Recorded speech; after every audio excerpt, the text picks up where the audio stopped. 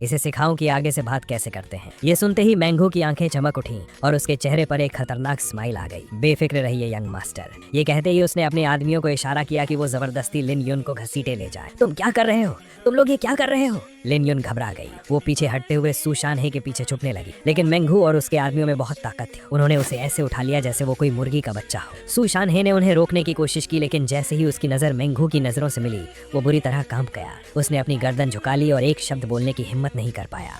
उसने चुपचाप लिन युन को साइड में घसीटे जाते हुए देखा। फिर लिन युन के चेहरे पर एक के बाद एक जोरदार थप्पड़ पड़ने लगे। उसका गोरा सा चेहरा तुरंत सूज गया और उसके होठों से खून भी रिसने लगा, लेकिन मेंघू और उसके आदमियों का रुकने का कोई इरादा नहीं था। सू शानहे से ये देखा नहीं गया। उसने मेरी तरफ देखा और मुझसे रहम की भीख मांगने ही वाला था, लेकिन मेरे चेहरे पर अब भी वही शांत स्माइल थी। मैंने कहा, यहाँ खड़े खड़े पैर दर्द करने लगे। अंकल सू, क्या आपको मुझसे कोई काम नहीं था? शुरू से लेकर आखिर तक मैंने लिन युन की तरफ एक नजर भी नहीं देखा था। मेरे चेहरे पर अब भी वही एलिगेंट सी स्माइल थी। अगर बगल से लिन युन की चीखने चिल्लाने की आवाजें ना आ रही होती तो सू शानहे को यही लगता कि मैं एक बहुत ही प्यारा और शरीफ लड़का हूँ। मैं पवेलियन में आया और आराम से बैठ गया। इंतजार कर रहे नौकर तुरंत मेरा ब्रेकफास्ट ले आए, जो मैं अभी तक खा नहीं पाया था। अंकल सू, आप इतनी सुबह सुबह यहाँ आए हैं, क्या आपको कुछ जरूरी बात करनी है? ओह हाँ, आज ब्रेकफास्ट में मैंने आपके लिए कुछ तैयार नहीं करवाया है। आपको बुरा तो नहीं लगेगा ना? मैं मुस्कुराते हुए सू शानहे को देख रहा था। मेरे कानों में लिन युन की चीखें गूंज रही थीं और इस वक्त मेरी ये स्माइल देखकर सू शानहे को अपने पैरों से लेकर सिर तक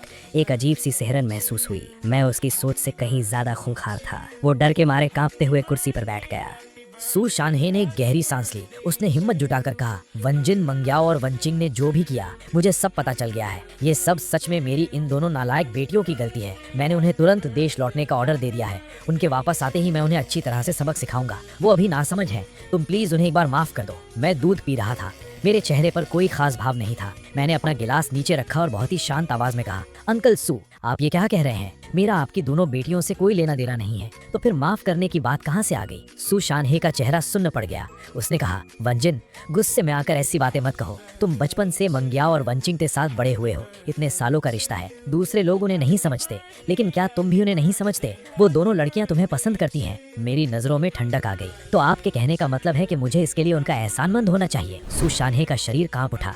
उसने तुरंत अपने हाथ हिलाते हुए कहा, मेरा वो मतलब नहीं था। मैंने एक ठंडी मुस्कान के साथ कहा, कुछ बातें मैं साफ साफ बता देना चाहता हूँ। सू फैमिली की बहनें मेरी जिंदगी में रहें या ना रहें, मुझे कोई फर्क नहीं पड़ता, लेकिन मैंने ये कभी नहीं सोचा था कि तुम लोग मेरी ही फैमिली को बेवकूफ समझोगे। एक तरफ तुम ही फैमिली के नाम का फायदा उठाते हो और दूसरी तरफ मेरे नाम को मिट्टी में मिलाने वाले काम करते हो। सच कहूँ तो मैं भी पूछना चाहता हूँ कि तुम्हें ये हिम्मत कहाँ से मिली? मैं अपनी जगह से खड़ा हुआ और मैंने सू शानहे के चेहरे को हल्के से थपथपाया। मैंने थोड़ा आगे झुककर सीधा उसकी आंखों में देखा। भूलना मत, जो कुछ भी तुम्हारे पास आज है वो सब मैं तुम्हें दे सकता हूँ, तो तुमसे सब कुछ छीन भी सकता हूँ। कुछ चीजें करने की कीमत चुकानी पड़ती है, और वैसे भी अभी जो हुआ है वो तो बस एक मामूली सा बिजनेस कंपटीशन है। तुम्हारी इतनी औकात नहीं कि मैं खुद अपने हाथ गंदे करके तुम्हें बर्बाद करूं। अपना ख्याल रखना, अभी तो तुम्हारे लिए और भी बड़े सरप्राइज इंतजार कर रहे हैं। सच कहूं तो अभी तक मैंने सू फैमिली पर कोई सीधा हमला नहीं किया था। अभी जो हो रहा था वो बस इसलिए था क्योंकि कल रात मैंने यूं ही कह दिया था कि सू फैमिली का कोई वजूद बचने की जरूरत नहीं है। ये सब मुझे बहुत बोरिंग लग रहा था।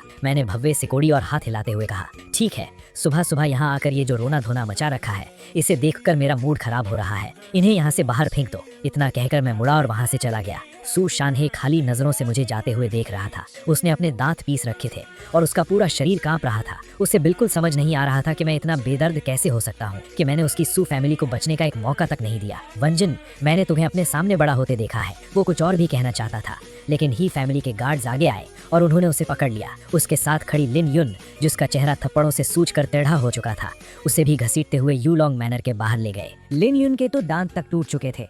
उसका सूजा हुआ मुंह सिर्फ हल्की हल्की सिसकियों की आवाज निकाल पा रहा था। उन दोनों को एक साथ यूलोंग मैनर से बाहर फेंक दिया गया। वो दोनों जमीन पर लुढ़क रहे थे। मैंगू ने नफरत से उनके सामने थूका और वापस जाने के लिए मुड़ा। सू शानहे अब सच में घबरा गया था। वो तुरंत आगे बढ़ा, लेकिन गार्ड्स ने उसे फिर से रोक लिया। कोई और रास्ता न देखते हुए वो मेरे जाने की दिशा में जोर से चिल्लाया, तुम मेरे साथ ऐसा नहीं कर सकते।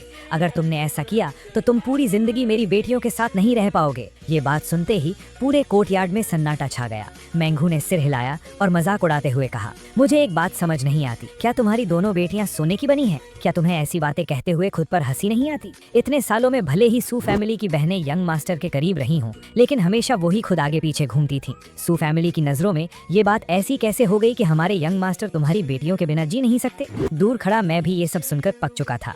सही बात है, सिस्टम मुझसे झूठ नहीं बोल रहा है। ये दुनिया सच में एक फीमेल ओरिएंटेड ट्रैजिक नॉवल की दुनिया है, वरना किसी नॉर्मल इंसान का दिमाग इतना अजीब कैसे सोच सकता है? भगाओ इन्हें। सुबह सुबह मेरा सारा मूड खराब कर दिया, मैंने बात काटते हुए कहा। और हाँ, अगली बार ऐसे फालतू लोगों को मेरे मजे में दखल अंदाजी मत देना। सू शानहाई को गार्ड्स ने धक्के मारकर मैनर से बाहर निकाल दिया। उसके चेहरे की नसें गुस्से से तन गई थीं। इतने सालों में ये पहली बार था जब उसे इतनी बुरी तरह बेइज्जत होना पड़ा था। उसने अपनी मुट्ठियां कस ली। वो अपने सामने खड़े इस कमीने गार्ड से बदला लेना चाहता था, लेकिन दिवालिया होने की कगार पर खड़ी अपनी कंपनी का ख्याल आते ही सू शानहाई ने एक गहरी सांस ली। उसे पता था कि वो मुझसे दुश्मनी मोल नहीं ले सकता। भले ही बात यहाँ तक पहुँच गई थी, लेकिन अभी भी एक उम्मीद बाकी थी। उसे लग रहा था कि मैं अभी बस गुस्से में हूँ। इस पूरे ड्रामे की जड़ उसकी दोनों बेटियां ही थीं। अगर वो उन दोनों को यहाँ लेकर आए और वो खुद आकर मुझसे माफी मांगे तो उसे पूरा यकीन था कि मेरा दिल पिसट जाएगा। आखिर हम चाइल्डहुड स्वीटहार्ट्स थे और हमारा 10 साल से भी ज्यादा पुराना रिश्ता था। सू शानहाई ने मैनर के अंदर देखते हुए कहा, वेंजिन, मुझे पता है तुम अभी गुस्से में हो। अगर तुम आज बात नहीं करना चाहते तो मैं किसी और दिन आऊंगा। ये सुनकर मैंगू हंसा। ठीक है, आ जाना, फिर हम भी तुम्हें दिखा देंगे कि हमारे हाथों में कितनी ताकत बची है। सू शानहाई की अब वहां रुकने की हिम्मत नहीं हुई। वो मुड़ा और सुअर जैसे सूजे हुए चेहरे वाली लिन यून को लेकर तेजी से वहां से चला गया। विला के अंदर मैं अपनी सुबह की चाय पी रहा था और अपने दिमाग में सिस्टम की बकवास सुन रहा था। मास्टर, क्या आप सच में कोई भी मिशन पूरा नहीं करेंगे? माना कि सिस्टम का पूरा कंट्रोल आपके हाथों में है, लेकिन मैंने पहले जो मिशन दिए थे वो बहुत सोच समझ कर बनाए गए थे। सू फैमिली की बहनों के पास सच में कुछ बहुत अच्छी चीजें हैं। मैंने हैरानी से पूछा, सू फैमिली की बहनों के पास ऐसा क्या है? सिस्टम ने कहा, मेरे पास एक स्कैनिंग फीचर है। चाहे मेन कैरेक्टर हो या साइड कैरेक्टर, मैं एक नज़र में उनकी सारी डिटेल्स देख सकता हूँ, यहाँ तक कि आत्मा, किस्मत, उम्र और उनकी स्किल्स जैसी चीजें भी। सिस्टम थोड़ा रुका और मुझे मक्खन लगाते हुए बोला, सबसे पहली चीज है उनकी किस्मत और दूसरी है उनकी उम्र। मैंने अपनी भवें चढ़ाई। किस्मत की मुझे कोई परवाह नहीं थी क्योंकि मैं इस दुनिया का एब्सोल्यूट लकी चाइल्ड था, लेकिन उम्र एक ऐसी चीज थी जिसे हासिल करना मेरे लिए फायदे का सौदा हो सकता था। सिस्टम ने आगे कहा, स्कैनिंग के रिजल्ट के हिसाब से सू फैमिली की दोनों बहनें 100 साल तक जीने वाली हैं। अगर आप उन्हें अपना पार्टनर बना लेते हैं तो मास्टर, आपको करीब 3 साल की एक्स्ट्रा लाइफ मिल सकती है। सिर्फ 3 साल? इसकी कोई जरूरत नहीं है। मैंने अपना सिर हिलाया। मेरी जैसी फिटनेस के साथ अगर सिस्टम मुझे 10 साल की लाइफ ना भी दे तो भी मैं आराम से 100 साल तक जी सकता हूँ। मुझे इन 2-3 सालों की एक्स्ट्रा लाइफ की कोई परवाह नहीं है। तभी मैंने अपना फोन निकाला। नोटिफिकेशन बार में एक मैसेज आया था। ये मैसेज लॉन्ग जानतियन ने भेजा था। वो उस हॉलीडे आइलैंड के पास पहुंच चुका था। मैंने पहले कहा था कि सू फैमिली की बहनों से थोड़ा ब्याज वसूल करना है, इसलिए लॉन्ग जानतियन रातों रात विदेश चला गया था और अब मुझे मिशन की प्रोग्रेस रिपोर्ट दे रहा था। मेरे होठों पर एक हल्की सी मुस्कान आ गई। मुझे पता था कि अब असली मजा शुरू होने वाला है। आज सुबह सुबह सू मंग्याओ और सू वानचिंग को एहसास हो गया था कि कुछ गड़बड़ है। सुबह ब्रेकफास्ट के समय सू मंग्याओ को पता चला कि उसके कार्ड में कोई बैलेंस नहीं है। इससे सू मंग्याओ को एहसास हुआ कि मैं शायद सच में गुस्सा हूँ, वरना मैं उसका कार्ड ब्लॉक नहीं करता। हालांकि उसे पता था कि मैं गुस्सा हूँ, लेकिन सू मंग्याओ को अभी भी यही लग रहा था कि मैं बहुत छोटी सोच वाला इंसान हूँ। कोई और रास्ता ना देखकर उसने वो कार्ड निकाला जो उसके पिता ने उसे दिया था, लेकिन उसे ये देखकर झटका लगा कि उसके अपने पिता ने भी उसके सारे बैंक कार्ड्स ब्लॉक कर दिए थे। रातों रात दोनों बहनें पूरी तरह कंगाल हो गई थी। यहाँ तक कि ब्रेकफास्ट का बिल भी सॉन्ग जिंगयान को ही भरना पड़ा। उस हॉलीडे आइलैंड पर चीजें बहुत महंगी थी। एक नॉर्मल ब्रेकफास्ट का बिल ही हजारों में आ गया था, इसलिए पैसे देते हुए सॉन्ग जिंगयान के पसीने छूट रहे थे। सू मंग्याओ ने बहुत ही प्यार से सॉन्ग जिंगयान के सिर पर हाथ रखा और वादा किया, टेंशन मत लो, मैं अभी डैड को कॉल करके पैसे मंगवाती हूँ, फिर मैं तुम्हें इसके 10 गुना पैसे वापस कर दूंगी। सॉन्ग जिंगयान की आंखों में लालच की चमक आ गई, लेकिन उसने बहुत समझदार बनने का नाटक किया। कोई बात नहीं, आप बहनों ने मेरी बहुत मदद की है, आपकी मदद करने का मौका मिलना मेरे लिए बहुत बड़ी बात है। ये सुनकर सू मंग्याओ ने मन ही मन मेरी और उसकी तुलना की। काश वेंजिन भी इतना ही समझदार होता। अपने सामने खड़े सीधे साधे भाई को देखकर उसने मन ही मन एक आह भरी। रूम में वापस जाने के बाद सू मंग्याओ मुझे कॉल करने वाली थी, ये पूछने के लिए कि मैंने उसका कार्ड ब्लॉक क्यों किया, लेकिन अफसोस मुझे उस औरत की कोई बकवास नहीं सुननी थी। मैंने उसे पहले ही ब्लॉक लिस्ट में डाल दिया था। उसने अपने पुराने अमीर दोस्तों से मदद मांगने की भी सोची। उस सर्कल के लोग बहुत ही अमीर और पावर वाले थे, जिनकी पॉकेट मनी ही इतनी होती थी जितनी एक आम इंसान पूरी जिंदगी में नहीं कमा सकता। अगर वो थोड़ी बहुत मदद भी कर देते तो सू फैमिली की बहनें और उसके लोग आराम से VIP लाइफ जी सकते थे। लेकिन उस सर्कल के हर एक अमीरजादे ने बहाना बनाकर सू फैमिली की बहनों की मदद करने से साफ इनकार कर दिया। कुछ लोगों ने तो सू फैमिली का कॉल देखते ही सीधा काट दिया। ये देखकर सू मंग्याओ को अपनी आंखों पर यकीन नहीं हो रहा था। उसे समझ नहीं आ रहा था जो लोग नॉर्मली उसके आगे पीछे घूमते थे आज वो उसे इस तरह से इग्नोर कैसे कर सकते हैं। सू फैमिली की बहनों को ये एहसास ही नहीं था कि अमीर लोगों का सर्कल बहुत छोटा होता है। पूरी कैपिटल सिटी में हर कोई जानता था कि मैंने सू फैमिली को दिवालिया करने का ऑर्डर दिया है, तो फिर एक मामूली सी सू फैमिली के लिए मुझसे दुश्मनी मोल लेने की हिम्मत कौन करेगा। सू वांचिंग ने मायूस होकर फोन नीचे रख दिया। उनके सारे कार्ड्स बंद हो चुके थे, उनके पास कैश भी नहीं था। अगर उन्हें पैसे नहीं मिले तो आज रात ही उन्हें होटल से बाहर फेंक दिया जाएगा। क्यों ना हम डैड को कॉल करें, हम उनकी बेटियां हैं, वो हमें ऐसे कैसे छोड़ सकते हैं। सू वांचिंग ने बहुत ही मीठी आवाज में सू शानहे को कॉल किया, लेकिन जैसे ही कॉल कनेक्ट हुई फोन के उस पार से भयानक गालियां और डांट पड़ने लगी। सू शानहे की आवाज ऐसी लग रही थी जैसे वो सू वांचिंग को कच्चा चबा जाएगा। उसे अभी अभी हे फैमिली में इतनी बड़ी बेइज्जती सहनी पड़ी थी। हालांकि उसके मन में मेरे लिए बहुत नफरत थी, लेकिन असल में ये सब उसकी इन दोनों नालायक बेटियों की वजह से ही हो रहा था। तो फिर सू शानहे को गुस्सा कैसे नहीं आता? तुम्हारी हिम्मत कैसे हुई मुझे कॉल करने की? क्या तुम्हें पता भी है तुम दोनों बहनों की वजह से हमारी सू फैमिली पूरी तरह से बर्बाद होने वाली है। बेवकूफ लड़कियों, मुझे नहीं पता तुम इस वक्त कहाँ हो और क्या कर रही हो। अपनी बहन को साथ लो और तुरंत अगली फ्लाइट से वापस आओ, वरना मैं मान लूंगा कि मेरी कोई बेटी नहीं है। बटलर उस आइलैंड पर पहुंच चुका है, उसके साथ चुपचाप वापस आ जाओ। फोन के उस पार सू शानहे गुस्से से उबल रहा था। ये आखिरी धमकी देकर उसने तुरंत कॉल काट दी। कल रात ही सू शानहे ने सू वांचिंग, सू मंग्याओ और उस भिखारी सॉन्ग जिंग न्यान को पकड़कर वापस लाने के लिए लोगों को भेज दिया था। टाइम के हिसाब से वो लोग अब तक पहुंच चुके होंगे। सू वांचिंग का चेहरा सुन्न पड़ गया था, उसकी आंखें लाल हो गई थीं। ये पहली बार था जब सू शानहे ने उस पर इतनी बुरी तरह चिल्लाया था। इतनी सी बात के लिए क्या इतना सब करने की जरूरत थी? उसे बिल्कुल समझ नहीं आ रहा था। क्या उनके अपने परिवार की नजरों में वो दोनों बहनें इतनी भी ट्रस्ट के लायक नहीं है? दीदी, अब हम क्या करें? क्या हमें वापस जाना चाहिए? सू वांचिंग अभी छोटी थी, पहली बार इतनी बुरी तरह डांट खाने के बाद उसका दिमाग काम नहीं कर रहा था। उसे समझ नहीं आ रहा था कि क्या करें। सू मंग्याओ अभी भी सोच में पड़ी थी, लेकिन जिंग न्यान को भी तो हमारे साथ की जरूरत है। ठीक उसी वक्त रूम की डोरबेल बजी। सू वांचिंग को लगा कि सॉन्ग जिंग न्यान आया है, इसलिए उसने दरवाजा खोल दिया। आपको किससे मिलना है? क्या आप गलत रूम में आ गए हैं? सू वांचिंग ने हैरानी से पूछा, लेकिन दरवाजे पर खड़े लोगों ने कुछ नहीं कहा, बस उनके होठों पर एक भयानक स्माइल थी। अगले ही पल बिजली की रफ्तार से उन्होंने एक इंजेक्शन निकाला और उसे सीधा सू वांचिंग की गर्दन में घुसा दिया। एक ही पल में सू वांचिंग को लगा जैसे पूरी दुनिया गोल गोल घूम रही है और फिर वो बेहोश हो गई। बेहोश होने से ठीक पहले उसने अपनी बहन की चीख सुनी, लेकिन अगले ही पल वो चीख भी एकदम से बंद हो गई। साफ था कि उसकी बहन का भी वही हाल हुआ था। उसी समय होटल के बगल वाले रूम में सॉन्ग जिंग नियान अभी अभी नहाकर निकला था। वो शीशे के सामने खड़ा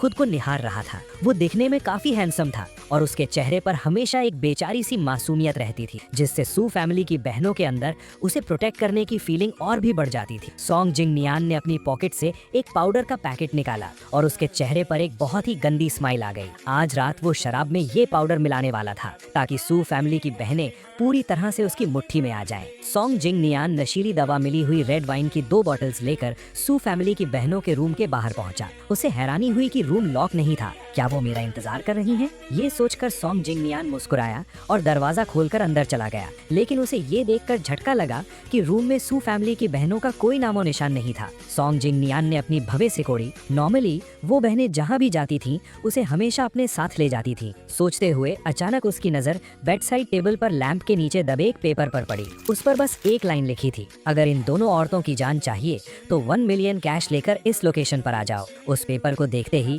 सॉन्ग जिंग नियान का दिमाग फट पड़ा। उसने सदमे में एक लंबी सांस ली। उसने कभी सपने में भी नहीं सोचा था कि इस हॉलिडे आइलैंड पर किडनैपिंग जैसी चीज हो सकती है, और ये तो बिल्कुल नहीं सोचा था कि सू फैमिली की बहनें किडनैपर्स का टारगेट बन जाएंगी। इस वक्त सॉन्ग जिंग नियान बुरी तरह से घबरा गया था। उसके पैर कांप रहे थे। वो तो बस एक कॉलेज से पास आउट लड़का था। उसने ऐसा खौफनाक मंजर पहले कभी नहीं देखा था। उसने तुरंत पुलिस को कॉल करने का सोचा, लेकिन जैसे ही उसके दिमाग में ये ख्याल आया, उसका फोन बज उठा। स्क्रीन पर एक अननोन नंबर था। डरते डरते सॉन्ग जिंग नियान ने कॉल रिसीव की। फोन के उस पार से एक बहुत ही भारी इलेक्ट्रॉनिक आवाज आ रही थी, जिसे साफ तौर पर वॉइस चेंजर से बदला गया था। अगर सू फैमिली की बहनों को बचाना है तो 1 मिलियन लेकर आ जाओ। सॉन्ग जिंग नियान का दिल जोर से धड़का और वो कांपने लगा। इन किडनैपर्स ने पक्का उसके बारे में पूरी डिटेल निकाली है, क्योंकि पिछले कुछ समय में सू फैमिली की बहनों ने उसे जो छोटे मोटे अमाउंट्स ट्रांसफर किए थे, वो सब मिलाकर ठीक 1 मिलियन ही होते थे। उसी वक्त फोन पर एक लड़की के रोने की आवाज आई। जिंग नियान, मैं वन किंग बोल रही हूँ, प्लीज मुझे और दीदी को बचा लो, मुझे बहुत डर लग रहा है। जिंग नियान, इन्हें बस 1 मिलियन चाहिए, तुम्हारे पास इतने पैसे तो होंगे ही, प्लीज अभी हमें बचा लो, वापस जाने के बाद मैं तुम्हारा ये एहसान जरूर चुकाऊंगी। सॉन्ग जिंग नियान मन ही मन सोच रहा था कि क्यों ना वो ये 1 मिलियन लेकर सीधा यहाँ से भाग जाए। एक आम इंसान के लिए 1 मिलियन कोई छोटी रकम नहीं थी। सू फैमिली की बहनें मरे या जिए उससे उसे क्या फर्क पड़ता है। लेकिन अभी अभी सू वन किंग की बातों ने उसके इस प्लान को बदल दिया। अगर वो अपने पास बचे हुए वो आखिरी 1 मिलियन देकर सू फैमिली की बहनों को बचा लेता है तो आगे चलकर उसे 1 मिलियन से कहीं ज्यादा मिलेगा। हो सकता है एहसान के तौर पर उसे सू फैमिली की किसी बहन से शादी करने का मौका मिल जाए और तब पूरी सू फैमिली की प्रॉपर्टी उसकी हो जाएगी, जिसकी कीमत न जाने कितने मिलियन होगी। सोंग जिंगन्यान ने एक गहरी सांस ली और कहा, मेंग्याओ दीदी, वांचिंग दीदी, आप टेंशन मत लीजिए। चाहे मुझे अपनी जान ही क्यों ना देनी पड़े, मैं आप दोनों को जरूर बचाऊंगा। उसकी ये बात सुनकर सू फैमिली की बहनें इमोशनल हो गईं। ठीक है, जब डील पक्की हो गई है तो अब पैसे लेकर आ जाओ। कॉल कट हो गई। सोंग जिंगन्यान ने अपनी मुट्ठियां कस लीं। उसे अंदर ही अंदर लग रहा था कि ये किडनैपिंग उसके लिए कोई बुरी चीज नहीं है। अगर उसने सही से प्ले किया तो ये उसकी किस्मत चमकाने का सबसे बड़ा मौका बन सकता है। बिना एक भी पल बर्बाद किए सोंग जिंगन्यान जल्दी से कैश अरेंज करने में लग गया और उसी समय एक बहुत ही अंधेरे और बड़े से अबैंडन बेसमेंट में काले कपड़े पहने एक आदमी ने फोन काटा। उसने चेयर से बंधी सू फैमिली की बहनों को देखा और मुस्कुराते हुए कहा, लेडीज कृपया थोड़ा इंतजार कीजिए। ये कहकर वो मुड़ा और वहाँ से चला गया। यूलोंग मैनर के अंदर मैं एक साउंड प्रूफ रूम में बैठा था। मेरे ठीक सामने 4 बड़ी स्क्रीन्स लगी थी। उन स्क्रीन्स पर हॉलिडे आइलैंड के उसी अबैंडन बेसमेंट का लाइव नजारा चल रहा था। लोंग जंथियान ने वहाँ पहले ही हिडन कैमरा सेट कर दिए थे ताकि मैं आने वाले इस बेहतरीन शो का हर एक एंगल से मजा ले सकूं। मास्टर, मुझे समझ नहीं आ रहा कि आप ये सब क्यों कर रहे हैं। क्या आप कोई हीरो बनकर बचाने वाला ड्रामा रच रहे हैं ताकि सू फैमिली की बहनों को अपनी गलती का एहसास हो और वो वापस आपके पास लौट आएं? मेरे दिमाग में सिस्टम की रोबोटिक आवाज गूंजी जिसमें थोड़ी कंफ्यूजन थी। मेरे चेहरे के एक्सप्रेशन बिल्कुल नहीं बदले। क्या मैं तुम्हें कोई बेवकूफ नजर आता हूँ? मैं आराम से अपने ग्लास में रेड वाइन घुमा रहा था। मैं तो बस थोड़े मजे ले रहा हूँ। सू फैमिली की बहनों ने जो किया उससे मुझे बस थोड़ी सी इरिटेशन हुई थी। वो मेरे लिए बस एक मच्छर के काटने जैसा था जिसे मैं चुटकियों में मसल सकता हूँ। वो इस लायक भी नहीं है कि मैं उनसे कोई बदला लूँ। और रही बात सू फैमिली की बहनों की उम्र की, तो मैं सिस्टम के दिए हुए उस घटिया मिशन को पूरा करने के लिए सिंप बनकर उनके पीछे तो घूमने से रहा। इसलिए मुझे कोई ऐसा तरीका ढूंढना था जिससे सू फैमिली की बहनें खुद मेरे पैरों में गिरकर मुझसे रहम की भीख मांगे। तभी मैं उनकी लाइफ को पूरी तरह से एब्जॉर्ब कर सकता हूँ। मैं सिर्फ सिस्टम के दी हुई वो 3 साल की उम्र नहीं चाहता, मुझे उससे कहीं ज्यादा चाहिए। उस अबैंडन बेसमेंट में आधा घंटा बहुत जल्दी बीत गया। चेयर पर बंधी सू फैमिली की बहनों को कुछ आवाज सुनाई दी। दीदी, जिंगन्यान आया है।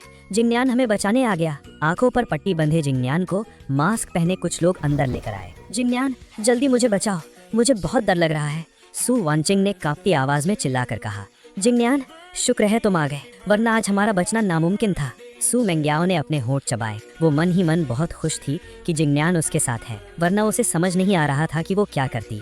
आप टेंशन मत लीजिए, मैं आप दोनों को यहाँ से सेफली बाहर निकालूंगा। सोंग जिंगन्यान ने दोनों बहनों को देखकर एक स्माइल दी। फिर उसने मास्क पहने लोंग जंथियान की तरफ देखा। बॉस, मैं पैसे ले आया हूँ, अब तो आप इन्हें छोड़ सकते हैं ना?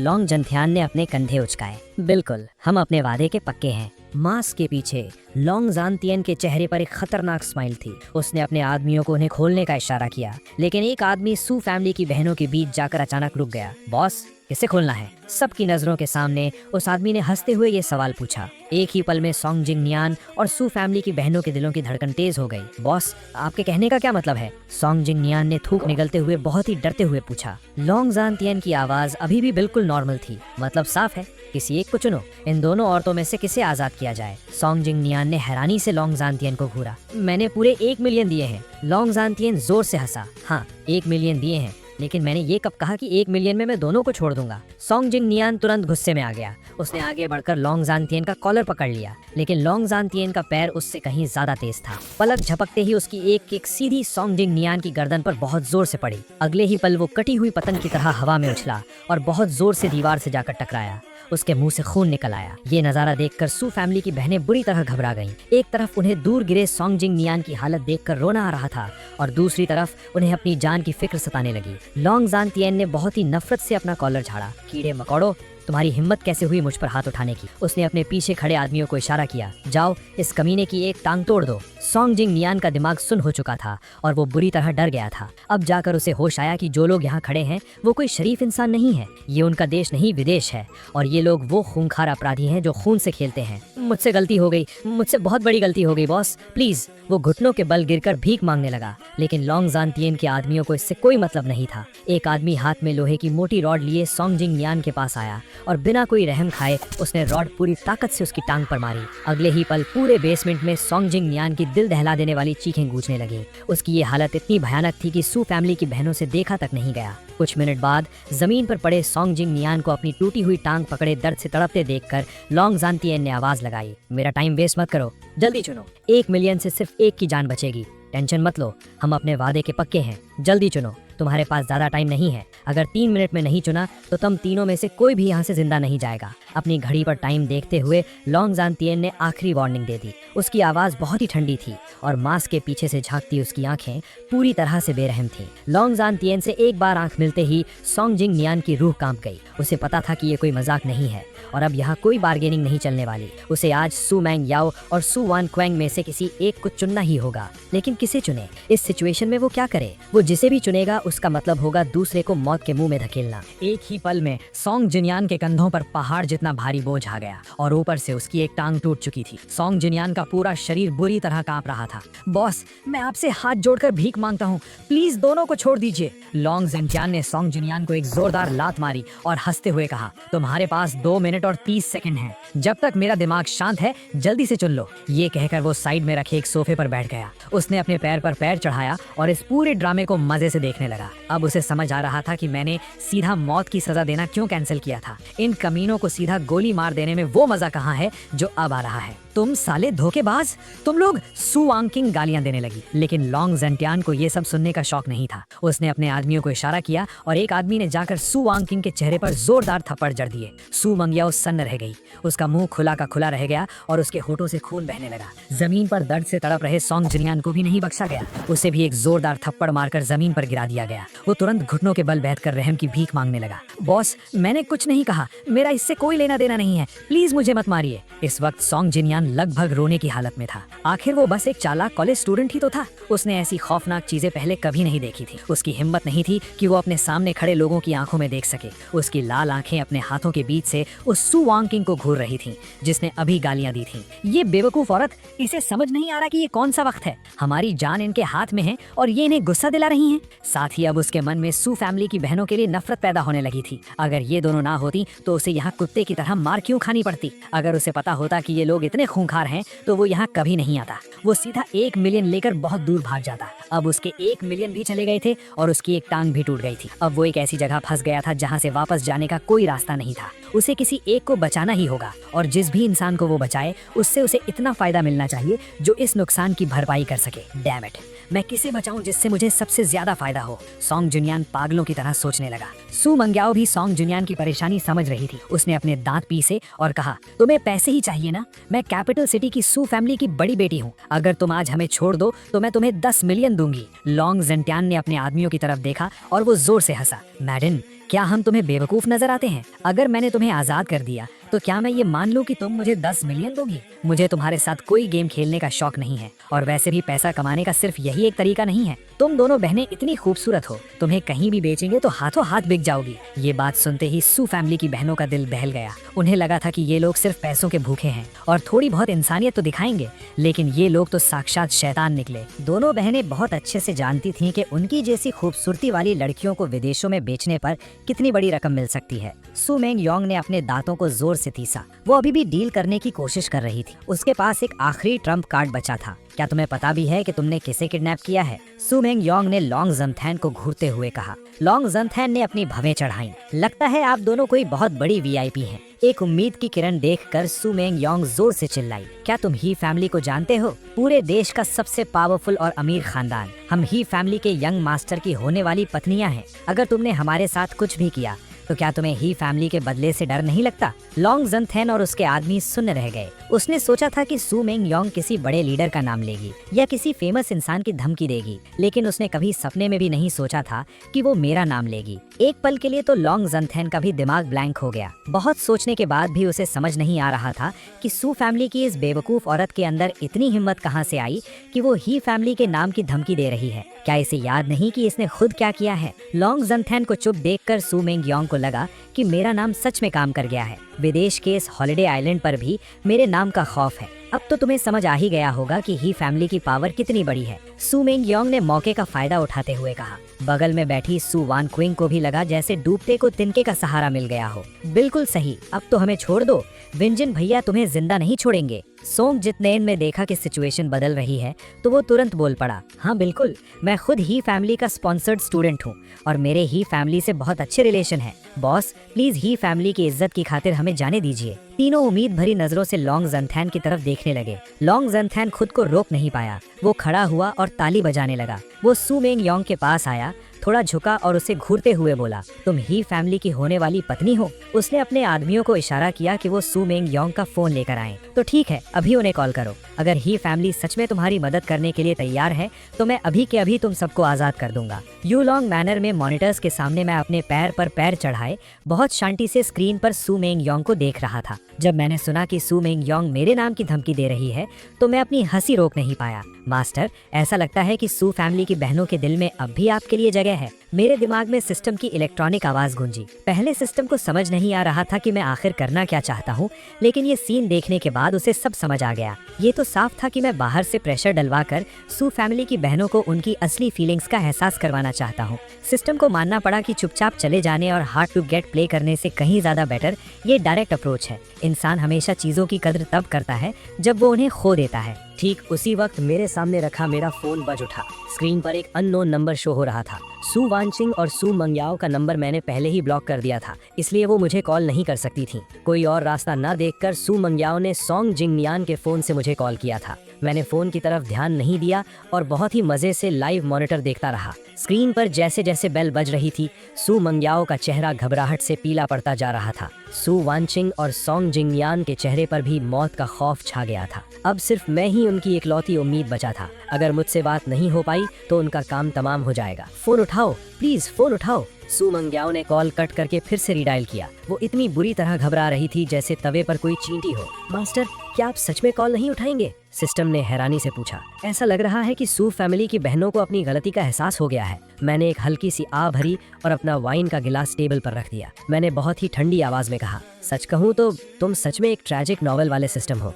तुम्हारा दिमाग भी नॉर्मल नहीं है। मैंने मॉनिटर की तरफ देखते हुए बहुत ही घमंड से अपना सिर हिलाया। उन्हें अपनी गलती का कोई एहसास नहीं हुआ है। उन्हें बस ये पता है कि वो अब मरने वाले हैं, और अगर उन्हें अपनी गलती का एहसास हो भी गया तो क्या गलती मानने से मैं उन्हें छोड़ दूंगा? सिस्टम की आवाज कुछ पल के लिए शांत हो गई। फिर उसने बहुत ही डरी हुई आवाज में कहा, मास्टर, मुझे ये कहना पड़ रहा है, आपकी सोच सच में बहुत शैतानी है। मैंने अपने कंधे उचकाए। मुझे कोई फर्क नहीं पड़ता। मैंने कभी नहीं माना कि मैं कोई बहुत अच्छा इंसान हूँ। सिर्फ छोटे बच्चे और बेवकूफ लोग ही अच्छाई और बुराई पर विश्वास करते हैं। सू मंग्याओ ने हार ना मानते हुए 10-12 कॉल और किए, लेकिन कोई जवाब नहीं मिला। सू मंग्याओ पूरी तरह टूट चुकी थी। ये कैसे हो सकता है? वेंजिन मेरा फोन कैसे नहीं उठा सकता? क्या वो अभी भी गुस्सा है? क्या वो देख नहीं सकता कि मैं इतनी घबराई हुई हूँ? पक्का कोई इमरजेंसी ही होगी। इतने खौफनाक वक्त में भी वो उस छोटी सी बात को पकड़ कर बैठा है। सू मंग्याओ को बहुत गुस्सा आ रहा था। उम्मीद जितनी बड़ी होती है, निराशा भी उतनी ही गहरी होती है। इस मौत के दरवाजे पर सिर्फ मैं ही उसकी आखिरी उम्मीद था। उसे लग रहा था कि चाहे मैं कितना भी गुस्सा क्यों न हूँ,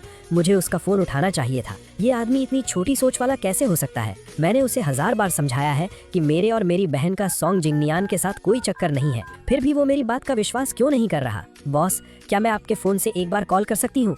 मैं प्रॉमिस करती हूँ, इस बार वेंजिन भैया जरूर फोन उठाएंगे। सू मंग्याओ ने लॉन्ग जंतायन की तरफ देखते हुए भीख मांगी, लेकिन लॉन्ग जंतायन ने एक बहुत ही जोरदार थप्पड़ उसके चेहरे पर जड़ दिया। और तू साली खुद को हे फैमिली की होने वाली पत्नी कहती है? सू मंग्याओ थप्पड़ खाकर सुन्न होकर जमीन पर गिर पड़ी। लॉन्ग जंतायन एक कदम और आगे बढ़ा और उसने उल्टे हाथ से एक और तमाचा उसके मुंह पर दे मारा। मैं भी सोचूं कि मैंने हे फैमिली के यंग मास्टर की सगाई की कोई खबर क्यों नहीं सुनी। तू तो साला मेरे सामने झूठी धमकियां दे रही थी। सू मंग्याओ के मुंह से खून बहने लगा। लॉन्ग जंतायन सीधा खड़ा हुआ और उसने अपनी कलाई घुमाई। बहुत हो गया, ये ड्रामा अब यहीं खत्म होता है। मुझे तुम्हारी ये नौटंकी और नहीं देखने। ओए बेवकूफ लड़के, क्या तूने चुन लिया? अगर अभी भी डिसाइड नहीं किया है तो तुम तीनों यहाँ से जिंदा नहीं जाओगे। दूसरी तरफ सोंग जिनयान को लॉन्ग जंतायन के आदमियों ने कॉलर से पकड़कर उठा रखा था। मास्क के पीछे से खूनखार आंखें सोंग जिनयान को घूर रही थीं। आखिरकार फैसला करने का वक्त आ ही गया था। सॉन्ग जिनयान का पूरा शरीर कांप रहा था। उसने एक बार सू मेंग्याओ को देखा, फिर सू वानचिंग को। वो क्या करे, वो आखिर किसे चुने? लॉन्ग जानतियान ने 3 से उल्टी गिनती शुरू कर दी। एक ही पल में मानो हवा में भी सन्नाटा छा गया।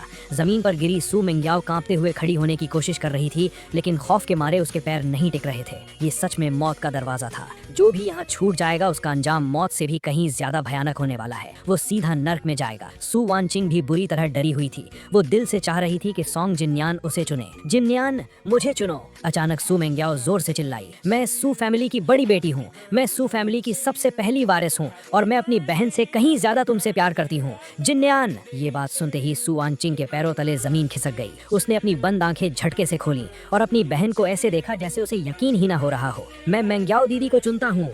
आखिरी पल में सॉन्ग जिनयान ने अपना फैसला सुना दिया। फिर सू मेंग्याओ को तुरंत आजाद कर दिया गया। वो और सॉन्ग जिनयान एक दूसरे का सहारा लेकर कांपते कदमों से उस बेसमेंट से बाहर निकल गए। सू वानचिंग बस चेयर पर बंधी रह गई। उसकी आंखों में कोई चमक नहीं बची थी। बेसमेंट का बड़ा सा लोहे का दरवाजा धीरे धीरे बंद हो गया। उसकी बहन बच गई थी, उसका प्यारा भाई सॉन्ग जिनयान भी बच गया था, लेकिन इसकी कीमत उसे हमेशा के लिए इस नर्क में रहकर चुकानी पड़ी। यू लॉन्ग मैनर की बड़ी स्क्रीन पर सू वानचिंग के चेहरे का खौफनाक एक्सप्रेशन रुक गया था। उसका पूरा चेहरा अंधेरे में डूबा हुआ था। सिर्फ उसकी आंखों में एक भयानक सूनापन था। इंसान अपना बलिदान देना मंजूर कर सकता है, लेकिन जिस इंसान को उसने सबसे ज्यादा चाहा हो उसका धोखा वो कभी बर्दाश्त नहीं कर सकता। अपनी जान बचाने के लिए सू मेंग्याओ ने अपने ही हाथों से अपनी सगी बहन को नर्क में धकेल दिया था। सू वानचिंग के दिल में नफरत का एक बहुत गहरा बीज बो दिया गया था। मेरे होठों पर एक हल्की सी मुस्कान आ गई। ये शो देखकर मुझे बहुत मजा आ रहा था। इस पल सिस्टम को भी अपनी रीढ़ की हड्डी में एक ठंडी सिहरन महसूस हुई। सिस्टम की नजरों में मैं इंसानों के दिल से खेलने वाला एक बहुत बड़ा शैतान बन चुका था। दूसरी तरफ सू फैमिली में सू शान है तवे पर नाचती चींटी की तरह परेशान था। अभी थोड़ी देर पहले बटलर का फोन आया था कि उस हॉलिडे आइलैंड पर सू फैमिली की बहनों का कोई सुराग नहीं मिल रहा है। वो ऐसे गायब हो गई हैं जैसे कभी वहाँ थी ही नहीं। सू शान है के दिमाग में तुरंत ये ख्याल आया कि उसकी दोनों बेटियां सॉन्ग जिनयान को लेकर भाग गई हैं। अब उसकी दोनों बेटियां ही सू शान है का आखिरी तुरप का इक्का थी। अगर वो वापस नहीं आई तो वो हे फैमिली को क्या जवाब देगा? तभी सू शानहे का फोन बज उठा। उसने तुरंत कॉल रिसीव की, लेकिन जो खबर उसे मिली उस पर यकीन करना उसके लिए नामुमकिन था। उसकी दोनों बेटियों को किडनैप कर लिया गया था और बात यहीं खत्म नहीं हुई। उन खूंखार किडनैपर्स ने उसकी छोटी बेटी सू वांगचिंग को अपने साथ रख लिया था और सू मेंग्याओ को भी सॉन्ग जिनयान ने अपनी जान पर खेल कर बचाया था। सू शानहे सदमे में वहीं का वहीं खड़ा रह गया। उसने कभी सपने में भी नहीं सोचा था कि उसकी बेटियों के साथ ऐसा कुछ हो सकता है। बड़ी बेटी तो मौत के मुंह से बचकर आ गई थी, लेकिन छोटी बेटी जिंदा भी है या नहीं कोई नहीं जानता था। शुक्र है कि बटलर ने सू मेंग्याओ और सॉन्ग जिनयान को सही सलामत हॉस्पिटल पहुंचा दिया था। चेकअप के बाद पता चला कि सू मेंग्याओ को सिर्फ मामूली चोटें आई हैं, लेकिन सॉन्ग जिनयान की एक टांग बुरी तरह टूट चुकी थी और चोट इतनी गहरी थी कि शायद उसे अपनी पूरी जिंदगी व्हील चेयर पर गुजारनी पड़े। सू शानहे को इससे कोई फर्क नहीं पड़ता था। जब तक सू मेंग्याओ ठीक थी सब सही था। उसने अपनी घबराहट और गुस्से को जबरदस्ती पी लिया। उसने ऑर्डर दिया, तुम अभी वहीं रुको और परसों तक हर हाल में मेरी बड़ी बेटी को वापस लेकर आओ। और रही बात वांगचिंग की, तो उसका पता लगाओ। मुझे जानना है कि आखिर वो कौन है जिनकी मेरी सू फैमिली पर हाथ डालने की हिम्मत हुई। पिछले कुछ दिनों में एक के बाद एक मुसीबतें टूट रही थी। कंपनी दिवालिया होने वाली थी, छोटी बेटी गायब थी जिसका कोई अता पता नहीं था, और खुद हे फैमिली के घर जाकर उसे इतनी भयानक बेइज्जती सहनी पड़ी। अगर किसी का दिल लोहे का भी बना हो तो वो भी इन सब से टूट जाएगा। ध्यान से सोचा जाए तो ये सब उसकी इन दोनों बेवकूफ बेटियों की वजह से ही हुआ था। अगर वो उस भिखारी सॉन्ग जिनयान के साथ छुट्टी मनाने की जिद ना करती तो ये सब कभी होता ही नहीं। वो मन ही मन सॉन्ग जिनयान से नफरत करने लगा था, लेकिन अब कुछ भी कहना बेकार था। उसे जल्द से जल्द इस नुकसान को रोकना ही होगा। उसी वक्त हॉलिडे आइलैंड के एक हॉस्पिटल के रूम में जब बटलर बाहर सू शानहे से बात कर रहा था, तब सू मेंग्याओ अंदर सॉन्ग जिनयान को घूर रही थी। जिनयान, मैं जानती हूँ कि जो कुछ भी हुआ उसे मानना हम दोनों के लिए बहुत मुश्किल है, लेकिन ये बात बाहर किसी को पता नहीं चलनी चाहिए। उसने अभी अभी किडनैपिंग की एक झूठी कहानी रची थी। इस कहानी में किसी एक को चुनने की कोई शर्त नहीं थी। कहानी बस ये थी कि वो किडनैपर्स बहुत खूंखार थे और दोनों बहनों को विदेश बेचना चाहते थे, लेकिन ऐन मौके पर सॉन्ग जिनयान आ गया और उन्हें रोकने लगा।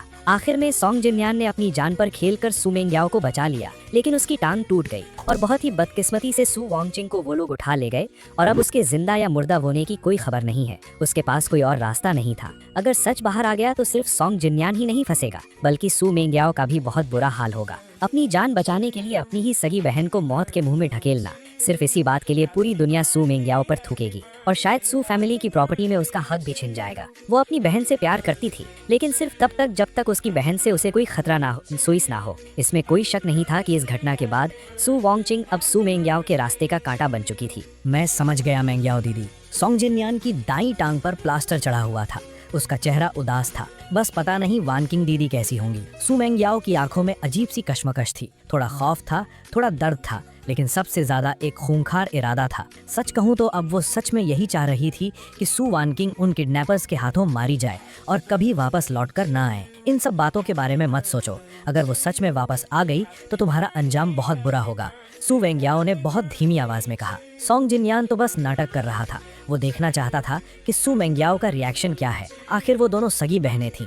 कल को अगर सु मेंगयाओ सारा इल्जाम उस पर डाल देती तो वो खुद मुसीबत में फंस जाता। अब जब उसे क्लियर हो गया था कि सु मेंगयाओ उसी की कश्ती में सवार है, तो फिर इस बारे में बात करने की कोई जरूरत नहीं थी। मैं समझ गया मेंगयाओ दीदी, मेरी इस हालत में अब मेरा आपके सिवा कोई नहीं है। आप मुझे छोड़ोगी तो नहीं ना? सु मेंगयाओ ने सोंग जिनयान की प्लास्टर चढ़ी हुई टांग की तरफ देखा और उसकी आंखों में दर्द छलक उठा। टेंशन मत लो, जब तक मैं हूँ कोई तुम्हें परेशान नहीं कर सकता।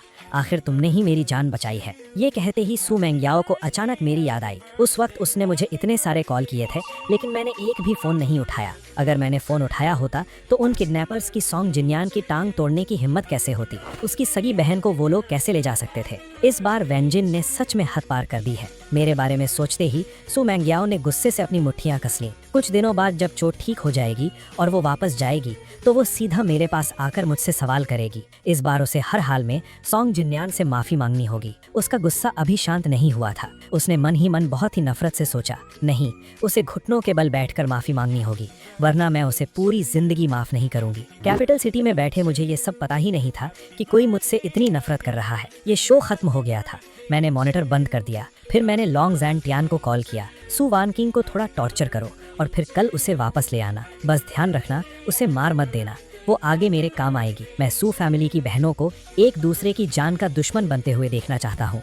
बाद में मेरे आदमियों ने मेरे आदेशों के अंतिम चरण को अंजाम दिया। उन्होंने सु वांग चिंग को शारीरिक रूप से नुकसान नहीं पहुंचाया। मेरे वफादार आदमियों में से एक उसके पास झुका। उसने उसे एक कड़वे कठोर सच की याद दिलाई। तुमने एक सड़क के चूहे के लिए एक भगवान को ठुकरा दिया, और जब आग लगी तो तुम्हारे प्यारे सोंग जिंगनियन और तुम्हारी प्यारी बहन ने खुद को बचाने के लिए तुम्हें ईंधन की तरह इस्तेमाल किया। ये शब्द उसकी टूटी हुई मानसिकता में घर कर गए, जिससे मंगयाओ और सोंग जिंगनियन दोनों के लिए एक पूर्ण जहरीली नफरत पक्की हो गई। धोखे से पूरी तरह से बदल चुकी वांगचिंग को चुपचाप सु एस्टेट के पास छोड़ दिया गया, जो एक भूत की तरह अपने परिवार की ढहती दुनिया में वापस खिसक गई। 3 दिन बाद सु मंगयाओ और सोंग जिंगनियन तूफान की तरह ही परिवार में घुस आए। अपनी मनगढ़ंत वास्तविकता और बिना कमाए अहंकार से अंधी होकर मंगयाओ ने चिल्लाते हुए मांग की कि मैं घुटनों के बल बैठ जाऊं और उसके प्यारे सोंग जिंगनियन की चोटों का कारण बनने के लिए माफी मांगे। मैं बिल्कुल नहीं हिचकिचाया। मैंने बस एक रिमोट पर बटन दबाया। बोर्ड रूम के भारी दरवाजे खुले और बगल के कमरे से सु वांगचिंग बाहर निकली।